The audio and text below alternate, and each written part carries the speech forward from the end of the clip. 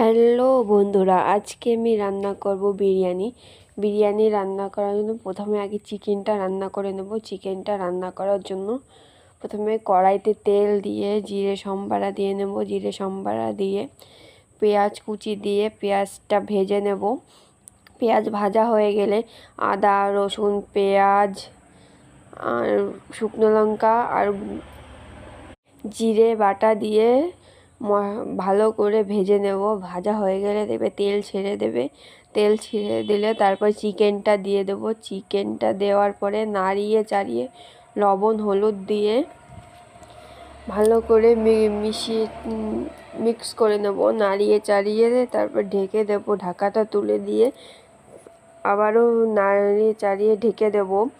যতক্ষণ না হচ্ছে এভাবেই ঢেকে নাড়িয়ে নেব। তারপর আলু দেব। আলু দিয়ে ভালো করে আলু আর চিকেনটা নেড়ে চেড়ে ঢেকে দেব। একটু পরে ঢাকাটা তুলে দিয়ে নেড়ে চেড়ে দেখব কতটা হয়েছে। যতক্ষণ না নিচের জলটা শুকিয়ে আসে ততক্ষণ নাড়িয়ে চাড়িয়ে যেতে হবে না। তারপর দেখো ঝোলটা আস্তে আস্তে শুকিয়ে এসেছে। আমি তার জন্য জলটা দিয়ে দেবো। জল দিয়ে ঢেকে ভালো করে ফুটিয়ে নেব। দেখো জানো হয়ে গেলে যে জলটা দিয়েছিলাম শুকিয়ে এসেছে। একটু শুকিয়ে গেলে তারপরে নামিয়ে নেব চিকেনটা।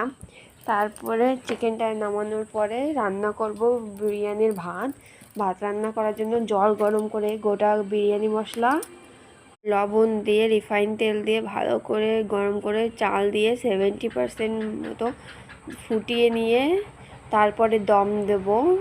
ভাতটা নামিয়ে নিয়ে দম দেব। দম দেওয়ার জন্য যেটাই দম দেবো সেটাই ঘি লাগিয়ে নেব। ঘি লাগিয়ে নিয়ে ভাত দেব। ভাত দেওয়ার পরে বিরিয়ানি মশলা গোলাপ জল আর ঘি দেব। ঘি দিয়ে চিকেন দেব। চিকেন দেওয়ার পরে ভাত দেব। ভাত দেওয়ার পরে এরকম একইভাবে লেয়ার করে দম দিতে হবে।